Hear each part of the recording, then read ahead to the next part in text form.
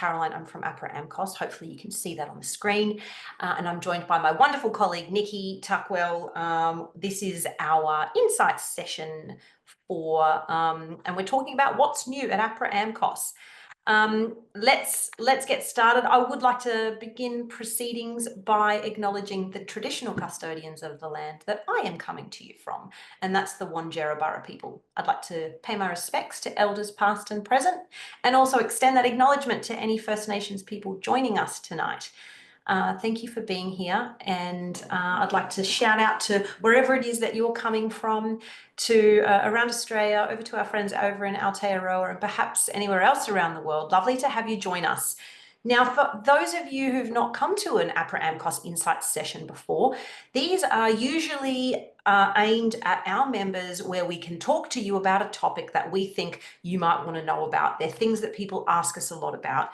Now, this one is very much about internal APRA AMCOS stuff. Sometimes we talk about external things. We've got sessions coming up, about songwriting. We've got sessions coming up about tax time for musicians. This one's really looking very inwards at the way that APRA AMCOS works, and we have always got new improvements and things changing. So we really want our members to be across what those changes are. We want you to work with us in the best way that you possibly can. We want you to know all about what's happening. For you as a member, it's really important to know how to engage with us the best, how to get the most out of your membership. So there's things like, we're going to be talking about some new improvements on our website. We've got a new resources section on our website.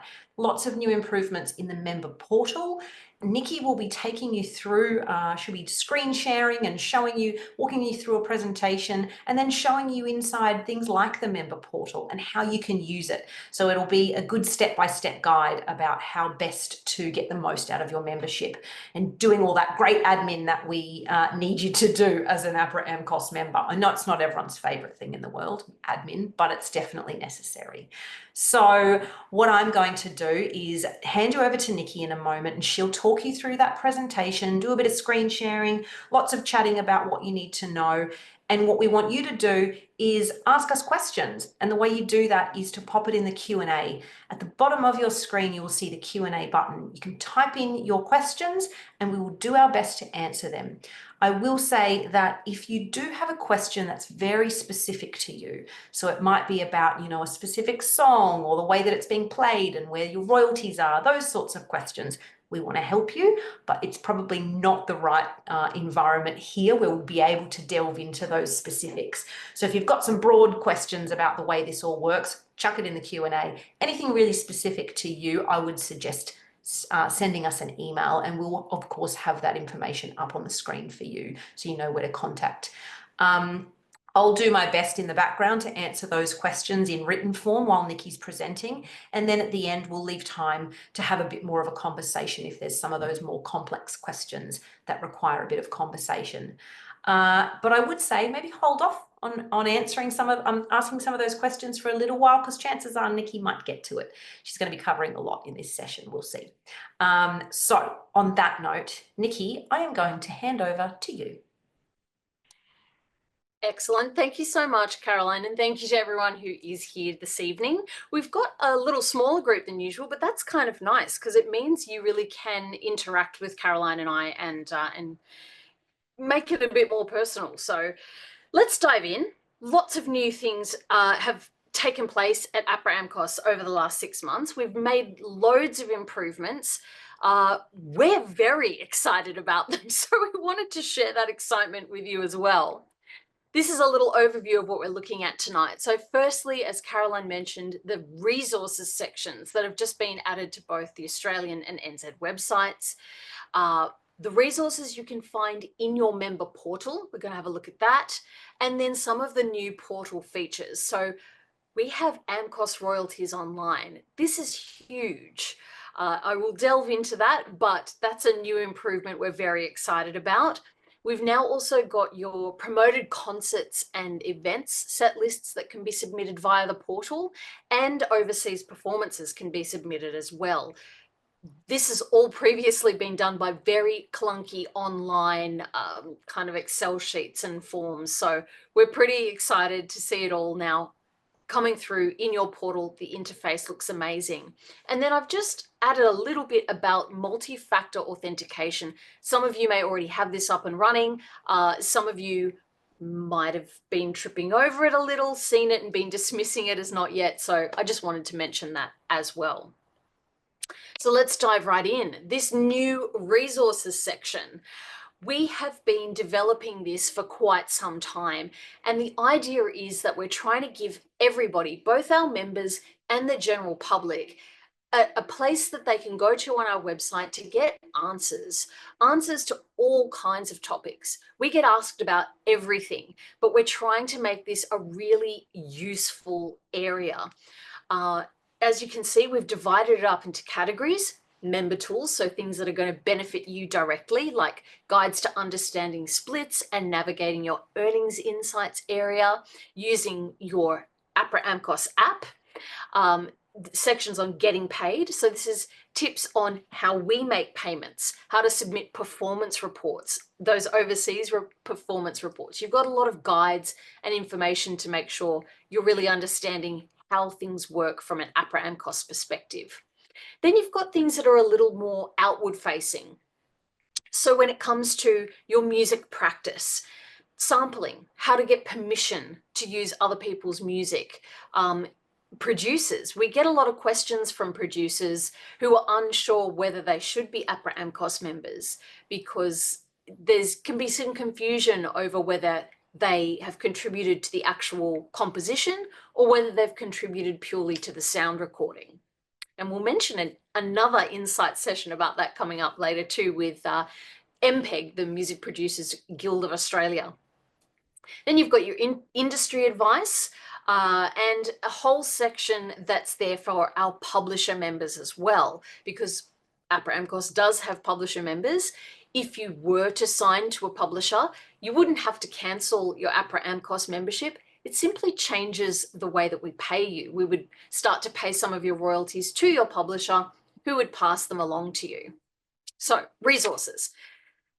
When we've devised this area of the website, we've tried to make it as diverse as possible. So within each topic, you've got information provided in different formats. You've got, of course, beautifully written information. Our comms team do an amazing job with that. But you've also got videos. Now, some of those are embedded into the website, but APRA AMCOS does have a YouTube channel, and there are loads of videos already there to help guide you through our portal, to help you understand different aspects of the music industry, all kinds of topics that we cover on there. So some are on the new resources section, some on YouTube already, but they're built in for you. Then you've got your graphs and diagrams, and then we link out. So hopefully if you've gone through, and here I grabbed these screenshots from the getting paid page. So you've got your understanding co-writing and splits, different types of split arrangements, frequently asked questions that relate to splitting and royalty splits, and then you see also other related topics that might make complete sense. It might be something that you already realized would be the case, but we just wanted to make it clear. Different information in all sorts of types and sources. Now, when we approached how to put information into the resources area, we looked at some of the top topics, top questions we were being asked, the most searched topics. Now, I've grabbed the ones here from the Australian website. The New Zealand website is a reflection of that, but obviously we're going to delve into some of the more specific New Zealand centric questions as well. So for example, we're frequently asked about ISRC. That's like one of the #1 questions. What is an ISRC? You can now find all of the information about that under creativity, performing covers, and in the FAQ section. So it's there in a couple of different ways. Distributions. We get asked about how APRA pays people, how our distributions work. That's found under getting paid distributions, so on and so forth. I'm not going to read out the entire slide to you, but this was just to give you a snapshot and let you know how we decided on what topics to start with and how you'll find them all listed in the resources section. We also based on the top viewed pages. So not just queries that came in, but once people visited the website, what were they actually looking for? And now AMCOS was right up the top there. So perhaps you understand, I hope you do, but just in case you weren't aware, APRA and AMCOS are separate organisations. And just because you're a member of APRA, it doesn't automatically make you a member of AMCOS. We collect different royalties for different areas of copyright. If you're unsure whether you are a member of both organisations, simply log into your member portal and have a look at your account details. It will have your join dates for one or both societies. And if you're not a member of AMCOS, you'll have a join now button. So you can really quickly log in there, click the button and click through to see if you're eligible for AMCOS membership. But I'm getting distracted. So we've covered off on those top viewed pages, making sure that we are tying information in what's being searched as to what can now be found. So you might find it in FAQs, you might find it in resources, but it's there for you. That's the main drive of all of this. Now, I'm hoping you all have access to your Q&A. There's a little box at the bottom there for you to be able to type text in. Caroline mentioned it right at the top of tonight's presentation, but we would love to hear from you at this point. So it doesn't have to be a question. I'm asking you the question. What other things would you like to see added to our resources page? You are our members. And as I said, we've tried to gear this based on what you're most commonly asking and what pages you most commonly go to. So what else could we be adding there? What information do you need at your fingertips that APRA and AMCOS could provide for you? You can think about this. Obviously, we've got a whole webinar to go through, but as you come up with ideas as to what we could include in our resources area, please feel free to pop it into the Q&A. And we'd love to see those. We get a whole kind of feed out of those at the end of the webinar. So that would be wonderful.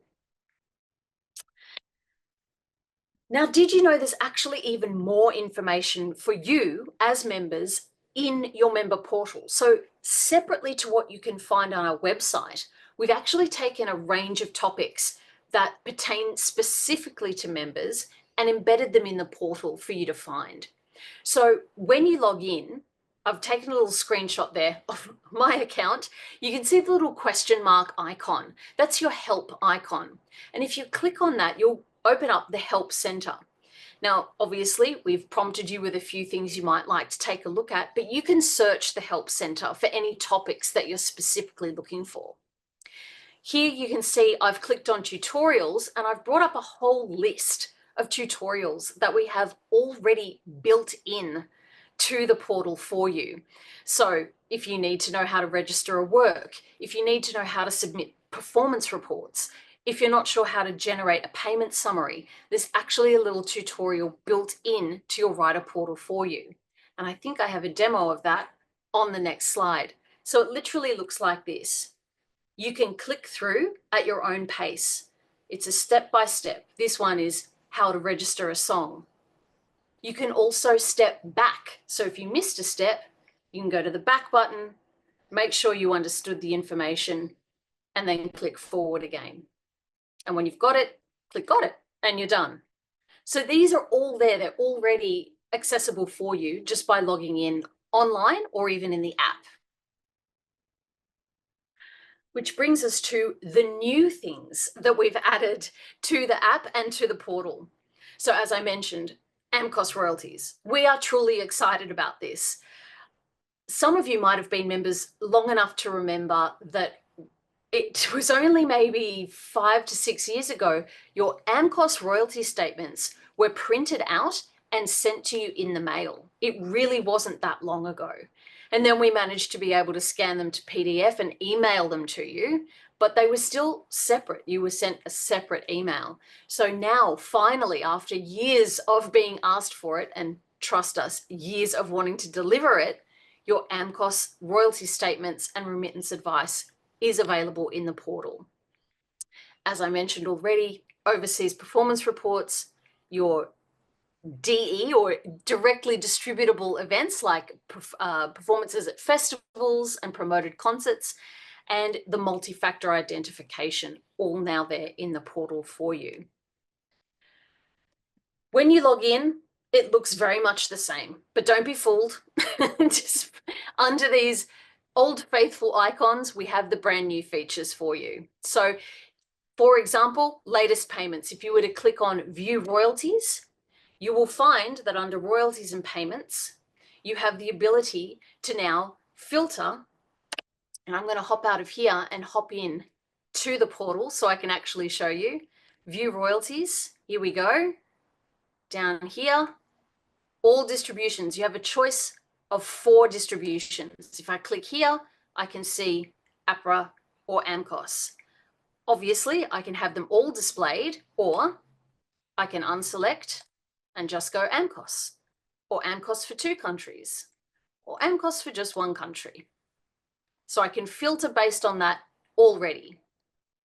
I can also filter down based on a time frame. Now, obviously, we haven't been able to upload the entire history of your payments. So you'll see here no data. So there's no data going back quite that far, but I should be able to at least go back a few months here, maybe for the first quarter, select that, and then I can go statuses, paid or unpaid. I'm actually just going to clear this filter because I want lots of data. Clear that out. None. Clear all. Let's start again. I want lots of data. Oh no, those are the 2 I want. Wow, this is going well. All statuses. So paid or unpaid. Now, sometimes AMCOS payments in particular will fall below the threshold for payment, which is what you can see here on the screen. No payment made, no payment made, no payment made. And that's because $4.50 falls below the $10 threshold for AMCOS payments. And then 3 cents, $4.37. And then finally, we had a payment that meant as a total, we had a payable amount. So the amount was finally paid out. When this happens, each time you receive any royalties, you still get your royalties breakdown. You can still download a statement, and you have the choice of Excel or PDF. So even if a payment isn't made, you'll still be able to get your statement. You can see what songs have earned royalties and how much. Of course, once a payment is made, you have the additional remittance advice available to you as well. So to give you a look at what they are, here we go. This is remittance advice. I'll stretch that out. In PDF form, lovely and easy to read. So you've got your total payments there as a summary at the top, and then a summary of how it all breaks down. Royalties, commission, total payments, monthly breakdown. Again, I don't want to read the whole screen to you, and some of you are probably very, very familiar with a remittance statement that we provide. So just to give you an example, this is now AMCOS, you see here, Australasian Mechanical Copyright Owners Society, remittance advice ready for you to go. And as I mentioned, you can, of course, get your Excel statements as well. So these tell you exactly what tracks have received royalties, your share in the tracks, how much each one has earned, the category, where the payment came from, and you can filter on all of these too. So if you just want to look at what you earned in digital downloads, that's there for you. It's all coming through iTunes for this particular account. If we want to look at social media, etc. So really, really excellent, easy to use reporting. Accountants love this. It's super simple for them to manipulate and to be able to do your taxes if you're getting someone else to help you out with that. So it's all there. AMCOS is now up there with APRA. You can get all of your financial information. And you would do that here by getting a payment summary as well. If you wanted to get an end of financial year payment summary, that's available in your portal. I click it, I'm going to see if it does it. Super, super easy. Just a few simple steps. We love this. There was a time, again, not that long ago, where we had to do all of this in Excel. But yeah, here you can get royalties and payments. You can do a royalty statement, remittance, or tax invoice, payment summary. Beautiful. Just click through. If you're going to pay tax, is it for APRA? Is it for AMCOS? Last financial year, and boom.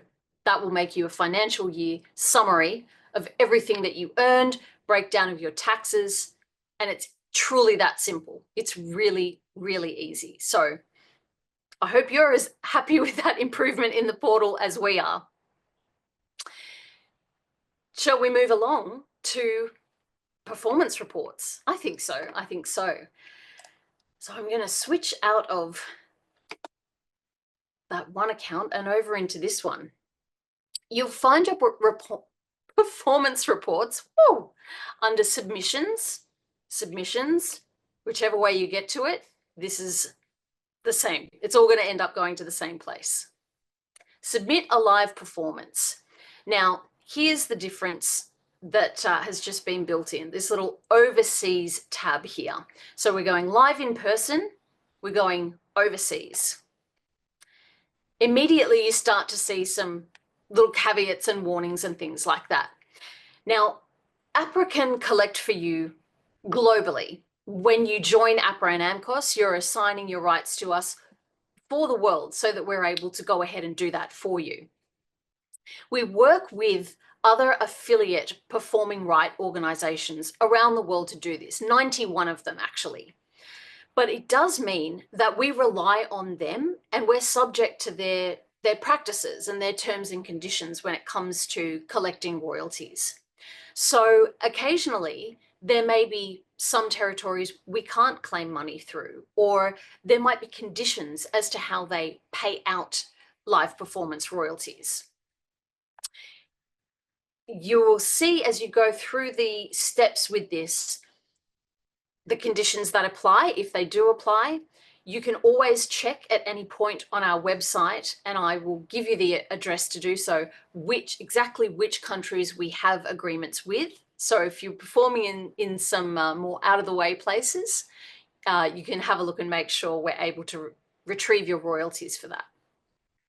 Now, first and foremostly, you have to answer, did this performance take place on a cruise ship?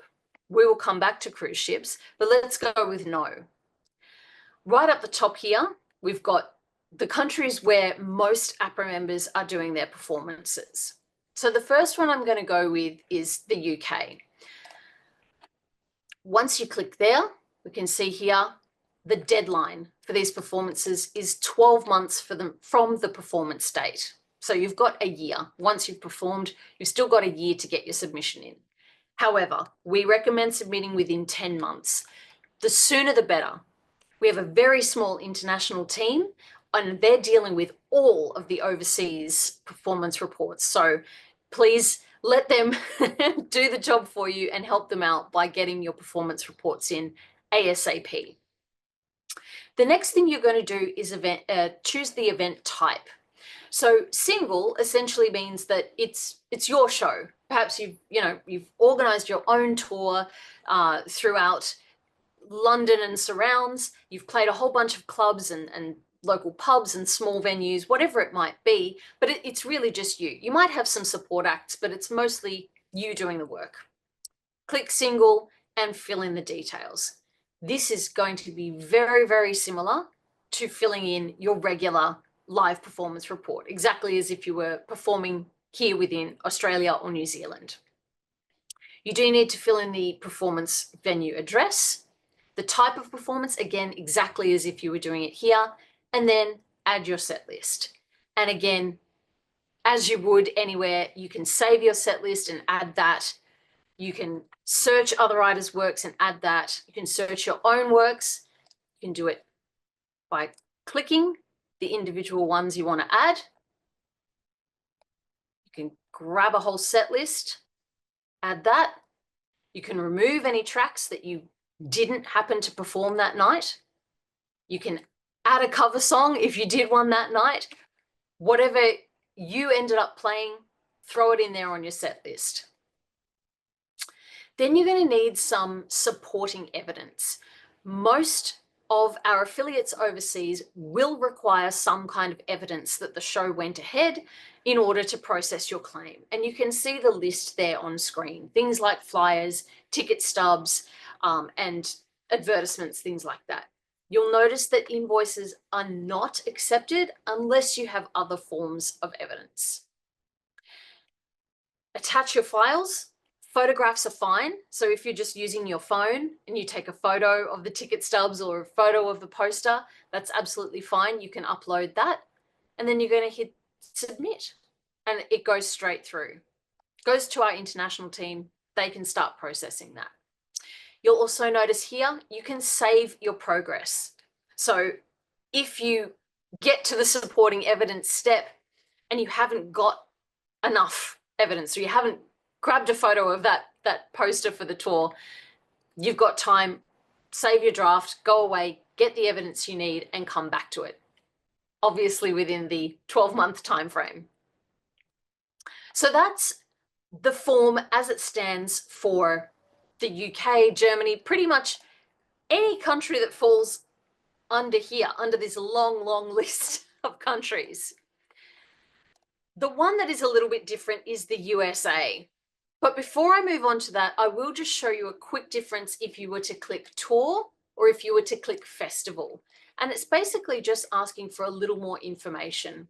So if I've clicked tour, if I've been over to the UK and I've done a support spot on a tour, or I've headlined a tour, I get to indicate that here, and I just need to give the name of the tour that I was on. So that's really the only difference between clicking that. If I click festival, same sort of thing, festival name, stage name, if that applies. But very, very similar. The rest of the form is really pretty much exactly the same. So the USA, we saved this one. Here we go, and this is why. So the first thing you'll notice is to select your designated society. Some of you might immediately know what a designation is, and some of you may not. So I will explain. The USA has no less than 6 performing rights organizations. So APRA is the only one for our territory. They have 6. Generally speaking, we go to ASCAP as the default collecting society. It's the oldest PRO, and we work with them to claim your royalties. But sometimes you can end up with your works assigned, shall we say, to a different one of the societies. Now, APRA generally works with ASCAP, BMI, and CISAC, 3 of the 6. Often a designation will be in place for you if you've signed to a publisher. So if you've signed to a particular publisher and the American branch of that publisher has their agreements with BMI, you probably have a BMI designation. Similarly, if you've co-written with a writer who's published and their publisher is designated to BMI or CISAC, again, you may have specific songs that are designated to BMI or CISAC. If you know your designation, you can absolutely select it here. If you don't, please feel free to get in touch with us. But 9 times out of 10, it's going to be ASCAP. If you have never signed with a publisher, you're not writing with any published co-writers, I would say that ASCAP is going to be the one that we're claiming through for you. Now, if I was to select BMI, get a little drop down, and we get more information about how this is going to affect our claim. So BMI have a system, it's called BMI Live. They actually require submissions of live performances within 8 months of the performance date. So much, much tighter time frame on that one. ASCAP has a 12-month submission, so much more similar to ours. But there's a June 1st cutoff for all their performances from the previous calendar year. Now, please don't think you have to remember all of this. It's literally built into the portal, as you can see here. So it's there for you to reference at any time. And the final one here, CISAC. With this one, 3 years from the performance date, but we recommend within 2.5 years. Another point with SISAC is that they're going to ask you to submit MP3 files of your work because it has to be registered with them containing an audio file. So that's just an interesting little tidbit about SISAC. So once you've nominated your designated society, again, the rest of the form is very similar. Single tour or festival, performance dates and names, venue names and addresses. BMI asks for a little bit more information. Performance time, attendance, they're asking for an estimated capacity of the venue. And if there was an admission fee, how much was that? So what was the cover charge to get into the venue? So BMI do want a little bit more information. But again, you'll be prompted to fill in all of this depending on which one you've selected. Everything else is the same. Adding your works is the same. Searching works, searching your own works, all exactly the same. So it really is just so much nicer now to have this in the same format as your live performance reports for Australia and New Zealand. I hope you find it easier as well. We think it's a really good improvement. We're very, very happy with it. Just having a quick look in case there was something else I needed to talk about there. I think we can move to cruise ships. So let's head right back up. I hope I'm not making anyone dizzy with my scrolling. Apologies if that's the case. Let's go back here to performance location overseas. Did this performance take place on a cruise ship? Yes. We need the name of the ship. That seems pretty straightforward.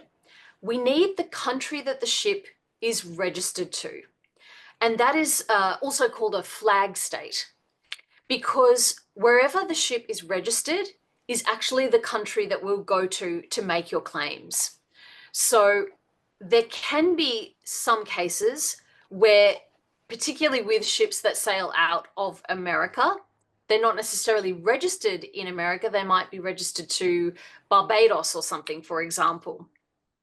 We can't always get a royalty from those countries. They may not have an established performing right association, and that would make it impossible for us to claim royalties. So we do need to know the country of registration for the ship. But once you know that, let's choose a different one, Egypt. There we go. We get information straight away. Our affiliate there pays royalties for live performances. So it's telling us straight away, we should be able to claim you royalties for that. And it gives you your deadline for submissions as well. So you get a lot of information as soon as you pre-fill the fields. So everything has been made a lot easier and a lot more informative, intuitive even for you. Once you fill this in, it's again, the rest of the form continues to be very much the same. You're still filling in your set list, you're still filling in the performance type, adding your supporting evidence, and then hitting submit. So it's all lovely and straightforward. And that pretty much does us for overseas performing. Now, if I go back to our dashboard for a moment, the other type of performing report that's been added into the portal, or the submissions tab, is for events and festivals, what we would call promoted concerts. You can see that here on your dashboard. Submissions. We've got active submissions underway, so we're claiming a couple of performances. And then you've got this one, unclaimed submissions. So you can view your unclaimed submissions. You might have been familiar with this kind of layout from registered works, because at the moment, if we get some reporting, perhaps Spotify sends us some reporting that indicates one of your songs has been streaming, but you haven't quite registered that one with us yet, we will pop it on your account as an unclaimed work and wait for you to check it out, make sure it's yours, and register the song. Similarly, with set lists. So here we can see a range of different submissions that are underway or have been processed. So there's a draft here for an overseas submission. That one, we've started to fill it out, but we haven't quite finished it. We need to come back and submit. This one here for our performance at Sydney Olympic Park, that's done, that's processed. But we've got 2 unclaimed events that have happened here. So promoted concert, various New Zealand venues, maybe a festival or a tour that's happened, and Memorial Park. I can simply click on that. It's going to take me straight through to the event. Chrome Fest. Ooh, sounds amazing. So first thing you'll see is the option to let us know that this performance didn't actually happen. I'm sure we're all very aware of the sad state of festivals at the moment in Australia, lots of festivals getting cancelled. So you can tell us right away if the performance was cancelled altogether, or if something happened and it just turned out that you weren't part of that performance. If it's a mistake and our information is incorrect, it's a one-click process to let us know. So that's lovely. Now your performer details are going to be pre-filled here. And then everything starts to look very, very familiar. Was it a standard set, a DJ set, or a classical jazz set? And again, you can add by viewing all your works, selecting the ones that you played and adding them. You can add your saved set lists. Oh, let's do the event one, not the overseas one. Beautiful. We can go, oh, no, I didn't play that one. Yep, remove it. 6 works, done. Submit. And you're done. Confirm performance details. Yep, Chrome Fest. That was the days, that was the performer name. These were the tracks we played. Read your terms and conditions. I know we all do this. I've read and understood. We need to verify possibly. We'll use the information to calculate the royalties. It's all correct. And we may make inquiries to verify. That's pretty straightforward. And then confirm. Done. You can submit again with the same works, same venue, save a new set list. So you don't even have to manually save a set list anymore, or submit an entirely new performance. So lots of new features there to make things very, very easy for you to be able to submit performances. So that's your set list submissions for concerts and festivals that have been organised by a promoter, promoted concerts. Built in, alerts coming to you, set lists all ready to go. I'm hoping that this all seems like great news. We think it's great news. I know I keep saying it. I just really hope you find it's the same. Now, I think at this point, I need to just flick back over to the PowerPoint because I wanted to show you really quickly how this looks in your app, in the APRA AMCOS for Music Creators app. So I throw it in there now. But I shouldn't have because we're ahead now. Apologies. Okay, so let's have a look in the app. Hopefully you're all really familiar with our APRA AMCOS for Music Creators app. It is free. It is available for Android and Apple. You just get it from Google Play or the App Store. Super straightforward. Now, obviously, we've now added all the new features to the app as well. So just to give you a really quick overview, this is how it's going to look when you open up your app. You can see there you've got your options for live in person, live streaming, or overseas. When you click overseas, very, very similar. Did it take place on a ship? No. Then you choose your country and you can see there the drop down. So as you click on each one of those fields, the menu will open up and you'll be able to fill in the event type, the performance details, works and evidence, etc. So it's very, very similar, just in a nice compact form for you to not have to scroll and scroll and scroll. Lastly tonight, before we throw to questions, a little bit about multi-factor authentication. I did want to talk about this. What is it? It's extra security. So as we have improved the writer portal, we've improved security as well, because obviously we have things like your bank account details so that we're able to pay you.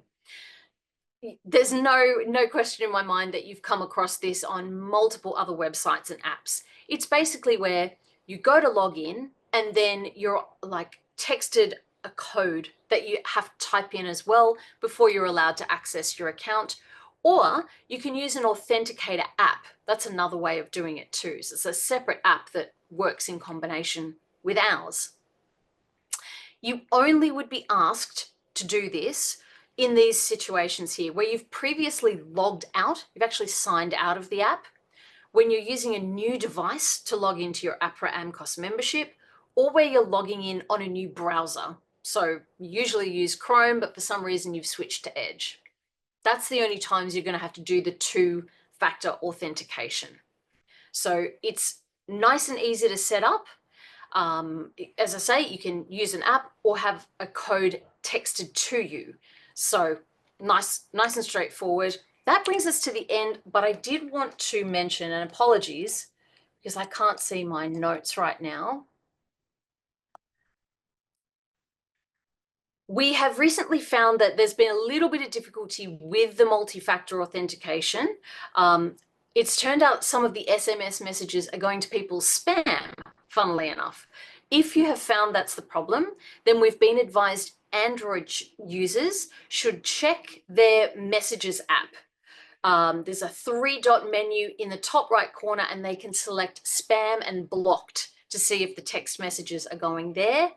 iPhone users, open the Messages app, tap Filters in the top left corner and select Unknown Senders. And that will allow any of the messages that are being caught up by your phone's spam filters to come through, so you can in fact get your codes and access your account. And you may have noticed that brings us to the end. So I think we've got a good 15 minutes for questions. Hopefully I answered a lot of them as I went along, but Thank you, Nikki. Let's see, maybe you've come up with more. Well, we've had a few questions coming through, which I have been answering while you've been chatting away, and we've got just a couple that I wanted to throw at you that maybe we could have a little chat about. So one of the questions is about improvisations when they're performed live. So Cherie has asked, I have done and will likely perform live improvised singing, lyrics, melody, vocal instruments, vocal instrumental. Where would that sit with claiming royalties? Do I need to record the performance, etc.?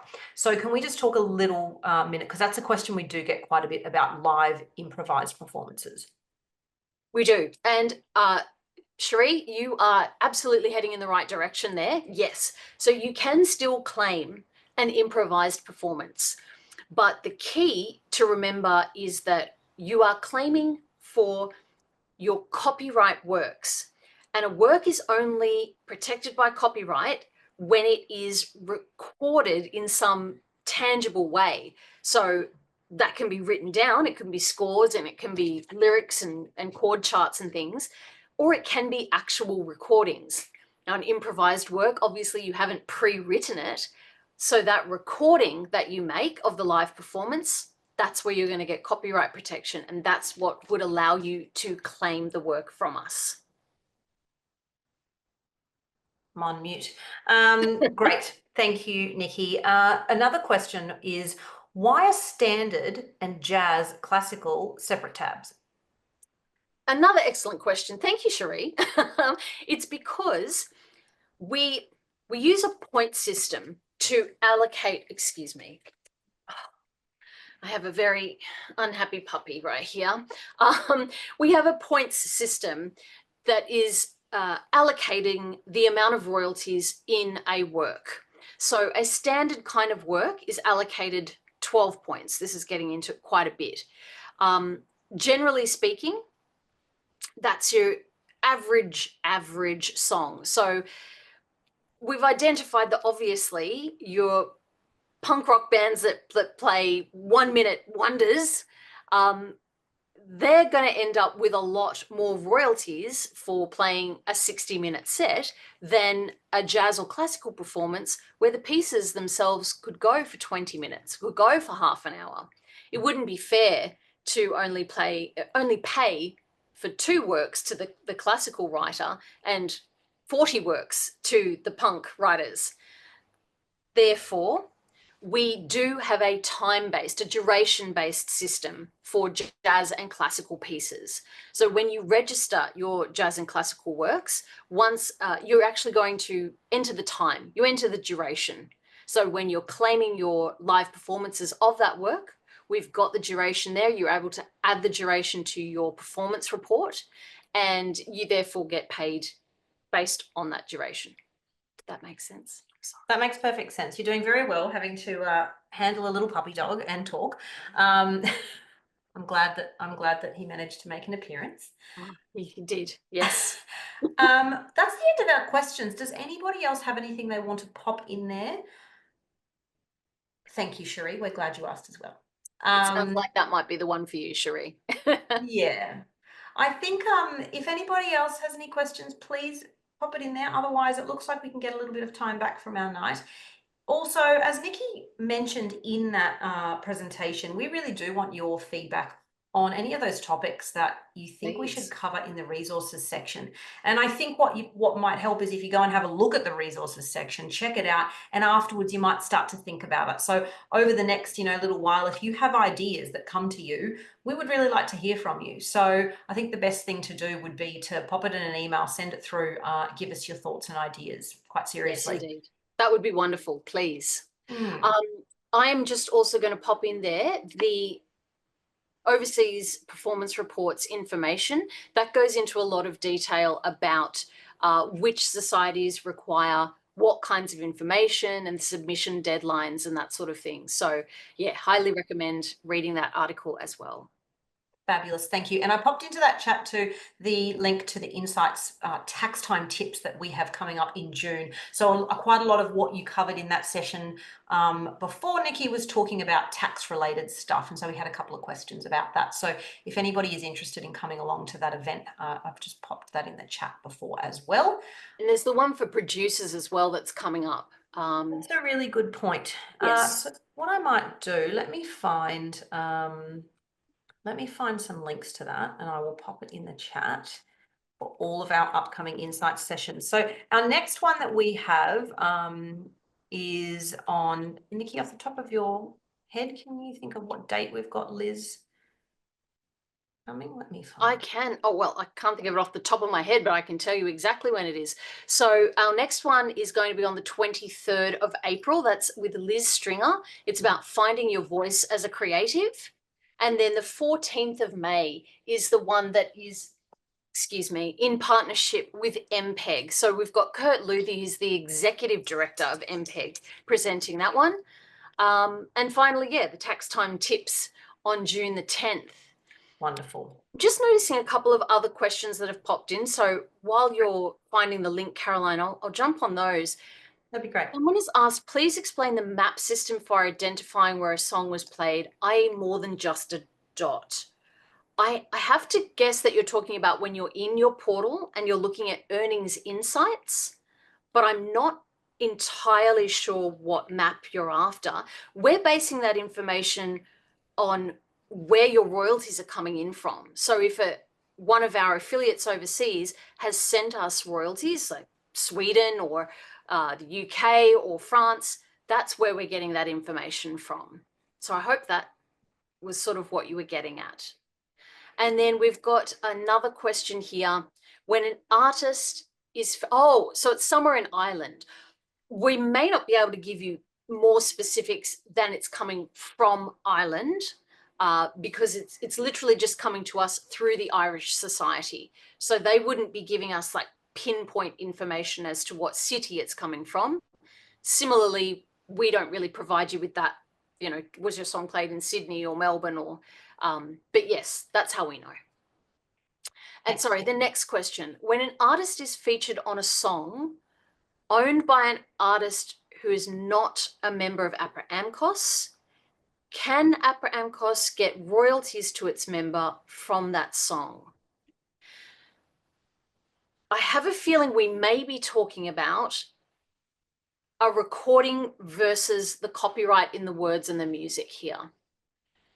So, for example, if I've written the song and Caroline is and features on the song. She sings on the song, or maybe, you know what, Caroline probably raps a verse on my song. Then she would not receive APRA AMCOS royalties.